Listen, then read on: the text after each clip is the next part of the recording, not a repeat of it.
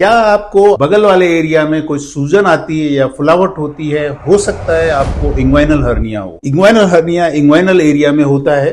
मैं doctor JP Thakuria, consultant laparoscopic and general surgeon, Vaishali hospital, Vaishali clinic. आज हम बात करेंगे इंग्वाइनल हर्निया के बारे में। इंग्वाइनल हर्निया जैसा कि मैंने बताया आपको, बगल में होता है, बिलो द बेल्ट होता है, और एक सूजन जो है इंग्वाइनल एरिया में आपके आती है, जो लेटने पर कम हो जाती है और खड़े रहने पे या बैठे रहने पे ज्यादा होती है।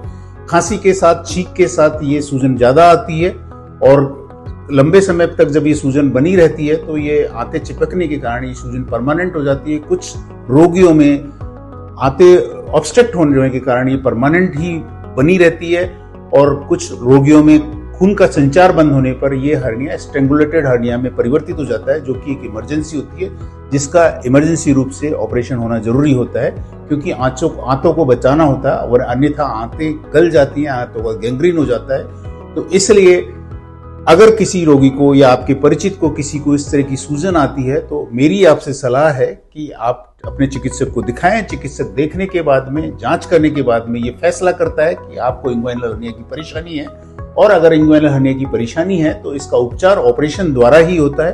ऑपरेशन से पहले चिकित्सक आपको सोनोग्राफी या सीटी स्कैन वगैरह की अगर कोई जांच की सलाह देता है तो वो करवाएं, और उसके बाद में चिकित्सक आपको बताता है कि इसका ऑपरेशन चीरफाड़ द्वारा या दूरबीन द्वारा भी आजकल हो जाता है, और उसमें जाली लगती है। दोनों ही ऑपरेशंस में जाली लगती है। जाली लगाकर ऑपरेशन होता है। ऑपरेशन के बाद में प्रॉब्लम ठीक हो जाती है।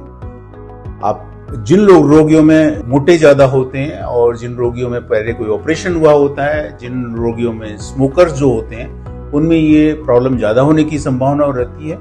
तो ऑपरेशन के बाद में आप जो है अच्छा न्यूट्रिशन लें, स्मोकिंग नहीं करें, खांसी वगैरह है तो उसका उपचार करवाएं, और जो है उसकी ऑपरेशन की पूरी केयर करें। वेट लिफ्टिंग और हैवी एक्सट्रेनियस एक्सरसाइजेज नहीं करें कुछ समय तक। उसके बाद में आप नॉर्मल लाइफ जी सकते हैं। ऑपरेशन के बाद में ये प्रॉब्लम पूरी तरह ठीक हो जाती है। धन्यवाद।